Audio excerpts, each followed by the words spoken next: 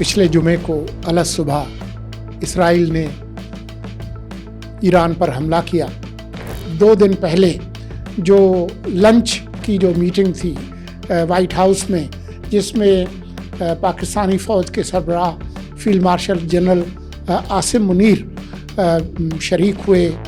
हमारी कौमी सलामती के जो मुशीर हैं और DGISI जनरल आसिम मलिक भी उसमें शामिल थे। इसराइल ईरान जंग आज दूसरे हफ्ते में दाखिल हो गई है। आज ही के दिन पिछले जुमे को अलग सुबह इसराइल ने ईरान पर हमला किया और ये हमले पिछले 1 हफ्ते से जारी हैं।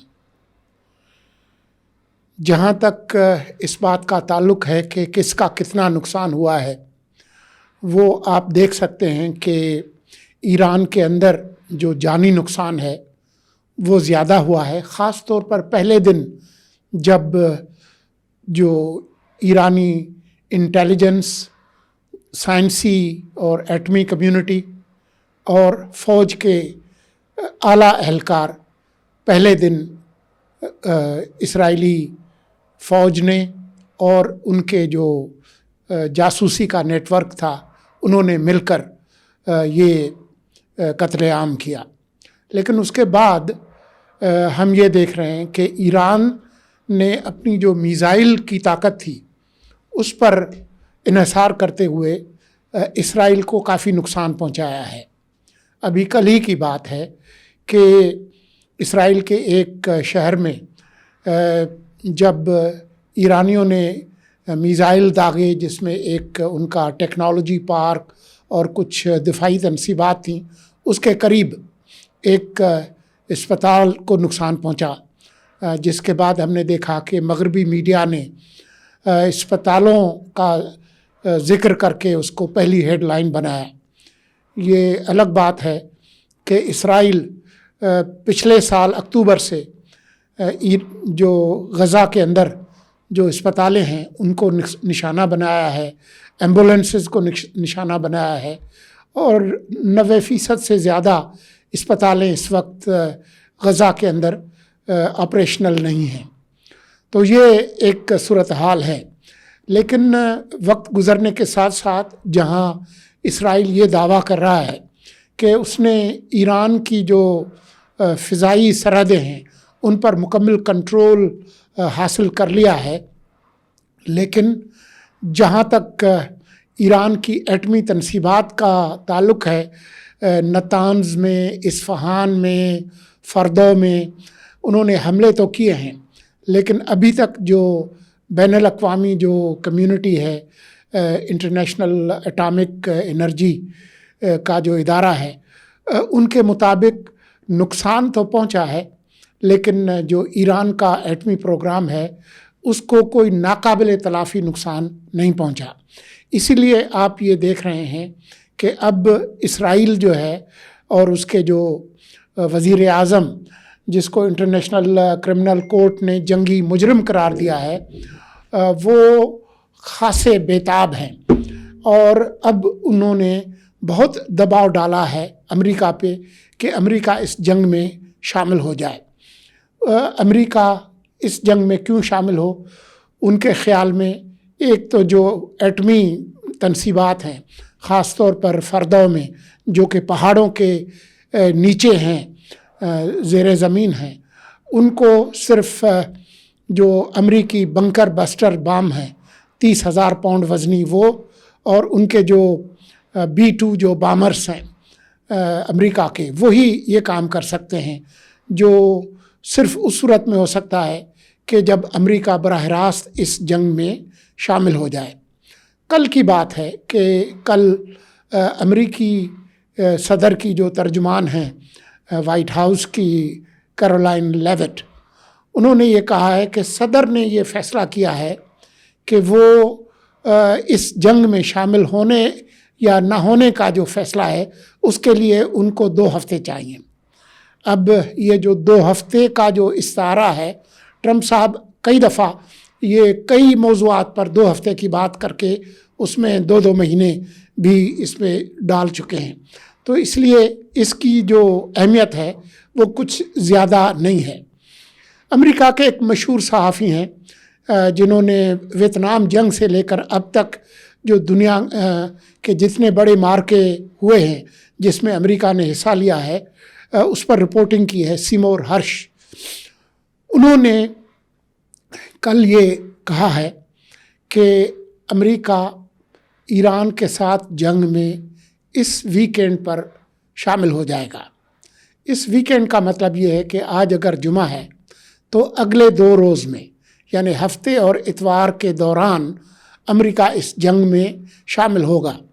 اب سیمور ہرش جو ہے وہ بہت ہی تجربہ کار صحافی ہیں، یہ نہیں ہے کہ ان کی کچھ سٹوریز جو ہے وہ غلط نہیں ثابت ہوئیں، ضرور ہوئی ہوں گی، لیکن ان کی اس بات کو اہمیت ضرور دینا ہوگی کیونکہ جو جنگ اسرائیل نے شروع کی ہے اس کو وہ انجام تک پہنچانے کی پوزیشن میں نہیں ہے۔ مثال کے طور پر اگر کسی طرح سے نتانز اور اصفہان اور فردا، یہ جو 3 مشہور جو جگہیں ہیں، وہاں پر اگر کوئی ناقابل تلافی نقصان بھی پہنچے تو بہت سارے جو ماہرین ہیں ان کا خیال یہ ہے کہ ایران نے پہلے ہی ایک اعلیٰ درجے کا افزودہ یورینیم جو کہ 90% یا اس سے بھی زیادہ ہے وہ کہیں اور بھی چھپا کے رکھا ہے۔ تو اس کا مطلب یہ ہے کہ وہ ایٹم بم یا ایٹمی ہتھیار بنانے کی جو صلاحیت ہے اس سے بالکل محروم نہیں ہوگا اگر یہ تینوں جگہیں تباہ بھی کر دی جائیں۔ تو یہ اس حوالے سے بہت سارے سوالات لوگوں کے ذہنوں میں ہیں۔ اور جو دوسری جو بات ہے وہ یہ ہے کہ اسرائیل اور امریکہ اب وقت گزرنے کے ساتھ ساتھ ایران کی جو انقلاب کے نتیجے میں جو سیاسی نظام 1979 میں جو وہاں پر پیدا ہوا اس کو ختم کرنے اور حکومت کی جو تبدیلی ہے اس کی بھی بات کر رہے ہیں۔ بات یہ ہے کہ حکومت کی تبدیلی امریکہ جب اس کسی جنگ میں شامل ہو تو عراق میں وہ کر چکے ہیں، افغانستان میں کر چکے ہیں، لیکن اس کا نتیجہ کچھ اچھا نہیں نکلا۔ افغانستان میں تو 20 سالہ دور کے بعد طالبان کو ہٹا کر پھر طالبان کو اقتدار دے کر امریکہ چلا گیا، جس میں ان کے 20,000 لوگ مارے گئے اور 2.3 کھرب ڈالر جو ہے وہ خرچ ہوئے افغانستان میں امریکہ کے، لیکن اس کے بعد جو حالات ہیں وہ آپ کے علم میں ہیں۔ تو اس لیے جو دنیا کے بہت سارے جو ماہرین ہیں وہ اس کو کچھ زیادہ اہمیت نہیں دے رہے کہ کیا امریکہ ایران کے اندر کسی قسم کی حکومت کی تبدیلی اور نظام کی تبدیلی کی صلاحیت رکھتا ہے۔ اس کے بارے میں بہت سارے شکوک و شبہات ہیں۔ اب ذرا مختصر بات کر لیں کہ 2 دن پہلے جو لنچ کی جو میٹنگ تھی وائٹ ہاؤس میں، جس میں پاکستانی فوج کے سربراہ field marshal general Asim Munir شریک ہوئے، ہماری قومی سلامتی کے جو مشیر ہیں اور DGI جنرل عاصم ملک بھی اس میں شامل تھے۔ وہ ملاقات جو کہ خاصی طویل ملاقات تھی، اس کے بعد کوئی پریس بریفنگ تو نہیں ہوئی، لیکن خود صدر ٹرمپ نے یہ بات برملا کہی کہ ان کے لیے یہ اعزاز کی بات تھی کہ انہوں نے جنرل عاصم منیر سے یہ ملاقات کی، اور انہوں نے یہ بھی کہا کہ ایران کو جو ممالک سمجھتے ہیں ان میں پاکستان سر فہرست ہے، پاکستان سے بہتر شاید ایران کو کوئی نہیں جانتا۔ تو اس کی جو اہمیت ہے وہ یقیناً یہی ہے کہ پاکستان نے جنرل عاصم منیر اور جنرل عاصم ملک کے ذریعے جو پاکستان کی جو پوزیشن ہے وہ ضرور ان تک پہنچائی ہوگی۔ کیا اس کا اثر پڑا جس کے نتیجے میں صدر ٹرمپ نے یہ بات کی ہے کہ 2 ہفتے تک وہ فیصلہ کریں گے ایران کے بارے میں؟ یہ ابھی ہمیں دیکھنا ہوگا۔ اس ملاقات کے بعد البتہ ہم نے یہ دیکھا ہے کہ بھارتی میڈیا، بھارتی حکومت اور پاکستان میں جو موجودہ سیاسی نظام کے مخالفین جن میں ملک کے اندر اور ملک سے باہر خاص طور پر جو پی ٹی آئی نواز جو حلقے ہیں وہ انہوں نے بہت ساری غلط اور جھوٹی قسم کی معلومات اور پراپیگنڈا پھیلائی ہے. مثال کے طور پر ان دونوں حلقوں کا، بھارتی حلقوں کا اور خود جو ان کی ٹیون پہ جو سر بجاتے ہیں پی ٹی آئی کے کچھ حلقے، انہوں نے اس طرح کی بات کرنا شروع کی ہے کہ ٹرمپ صاحب نے جنرل عاصم منیر کو صرف اس لیے بلایا تھا کہ ان کو پاکستان کے اڈے چاہیے، پاکستان کی انٹیلیجنس چاہیے اور پاکستان کی مدد چاہیے ایران کے اندر حکومت کی تبدیلی میں وغیرہ وغیرہ. یہ بات جو ہے یہ اس کا حقیقت سے کوئی تعلق نہیں ہے. پاکستان کی ایک ڈکلیئرڈ پوزیشن ہے کہ ہم اس جنگ میں ایران کی سفارتی اور سیاسی اور اخلاقی حمایت کرتے ہیں، اور جہاں تک ہمارے لیے ممکن ہے ان دائروں میں ایران کی مدد کرنا، جن میں سلامتی کونسل، OIC وغیرہ شامل ہیں، اس میں پاکستان مدد کر رہا ہے اور پاکستان کرتا رہے گا. تو اس کا سوال ہی پیدا نہیں ہوتا. لیکن جہاں تک بات ہے امریکہ کے ساتھ کسی انٹیلیجنس کی اور اڈوں کی، تو وہ امریکہ کے پاس پہلے ہی موجود ہیں. بہت سارے جو خلیجی ممالک ہیں بشمول عراق، متحدہ عرب امارات، قطر، بحرین، سعودی عرب، بہت سارے جگہوں پر ان کے پاس یہ سہولتیں پہلے ہی موجود ہیں، اور وہاں پر ان کے فوجی اڈے بھی ہیں اور فوجی ان کے بھی موجود ہیں. پھر جہاں تک انٹیلیجنس کی بات ہے تو دنیا کے بہترین سیٹلائٹس امریکہ کے پاس موجود ہیں، اور اس وقت جب ہم یہ گفتگو کر رہے ہیں امریکہ نے اپنے بحری بیڑے اور جو ایڈوانس جو فائٹر جیٹس ہیں وہ اس علاقے میں پہلے ہی پہنچا دیے ہیں. تو امریکہ اگر ایران پر حملہ کرنا چاہے گا تو اس کو پاکستان کی کسی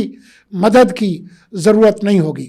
پاکستان کی اصولی پوزیشن یہ ہے کہ یہ جنگ نہیں ہونی چاہیے، یہ جنگ بند ہونی چاہیے، اور یہ جو معاملات ہیں ان کا کسی پرامن مذاکرات کے نتیجے میں حل نکلنا چاہیے. آپ کے یہ علم میں ہونا چاہیے کہ آج ہی جنیوا میں یورپی ممالک کے سفیروں اور ایران کے جو وزیر خارجہ ہیں عباس عراقچی، ان کے مذاکرات بھی ہونے ہیں. تو یہ ہم نے دیکھنا ہوگا کہ یہ مذاکرات کامیاب ہوتے ہیں، ایران کسی قسم کی کوئی ایسی لچک دکھاتا ہے جو کہ امریکہ کو قابل قبول ہو، اور یہ جنگ کسی نئے فیصلہ کن مرحلے میں داخل ہوتی ہے یا یہ جنگ رک جاتی ہے. لیکن اس جنگ کے جو اثرات ہوں گے، خاص طور پر اگر امریکہ اس میں شامل ہوتا ہے، تو اس خطے کے لیے یقیناً اس کے اثرات جو ہیں وہ خاصے تباہ کن ہوں گے. یہی وجہ ہے کہ چین اور روس نے اس پر انتباہ کیا ہے. روس نے تو بہرحال برملا یہ کہا ہے کہ کسی طور پہ بھی ایران کے اندر حکومت کی تبدیلی روس کے لیے قابل قبول نہیں ہوگی. تو آنے والے جو 2-4 دن ہیں وہ اس حوالے سے خاصے اہم ثابت ہوں گے. البتہ جہاں تک جنرل عاصم منیر کی جو ملاقات ہوئی ہے وائٹ ہاؤس میں، اس سے بھارت کو خاصی ہزیمت کا سامنا کرنا پڑا ہے. بھارت کے اندر بھی ان پر تنقید ہو رہی ہے، اور جو بھارت کے جو اہلکار ہیں جن میں ان کے سیکرٹری خارجہ بھی ہیں، وہ ایک طرح سے جھیپ مٹانے کی کوشش کر رہے ہیں، ویڈیو بیانات دے رہے ہیں اور ایسی باتیں کر رہی ہیں جس سے امریکہ اور بھارت کے تعلقات میں مزید خرابی کا امکان موجود ہے. بھارت کے باقی جو علاقے کے ملک ہیں ان کے ساتھ تعلقات تو پہلے ہی کوئی زیادہ اچھے نہیں ہیں. ان کے پڑوسی ممالک سے لے کر خاص طور پر ایران کے مسئلے پر جو کچھ کیا ہے، تو ایران کی جو قیادت ہے اور ایرانی عوام بھی اس کو اچھی نظر سے نہیں دیکھتے. لیکن یہ آپ کے علم میں ہوگا کہ ابھی حال ہی میں جو کینیڈا کی جو انٹیلیجنس ایجنسی ہے اس نے پھر اپنی ایک رپورٹ جاری کی ہے جس میں انہوں نے کہا ہے کہ بھارت جو وہاں پر بشنوئی گینگ اور جو دوسرے جرائم پیشہ گروہ ہیں ان کے ساتھ مل کر کینیڈا کی جو قومی سلامتی ہے اس کے ساتھ کھیل رہا ہے. یہ جو صورتحال ہے بھارت کے لیے یقیناً ہزیمت کا باعث ہے. اسی وجہ سے وہ اس طرح کی باتیں کر رہے ہیں، اور خاص طور پر جنرل عاصم منیر کے خلاف اس لیے یہ باتیں کر رہے ہیں کہ ایران، پاکستان اور بھارت کا جو معرکہ ہوا اس میں ان کا جو ہدف تھا وہ جنرل عاصم منیر تھے، اور وہی عاصم منیر جب وائٹ ہاؤس میں 2 گھنٹے کی امریکی صدر کے ساتھ لنچ کریں تو ان کو تکلیف جو ہے وہ تو ضرور پہنچے گی۔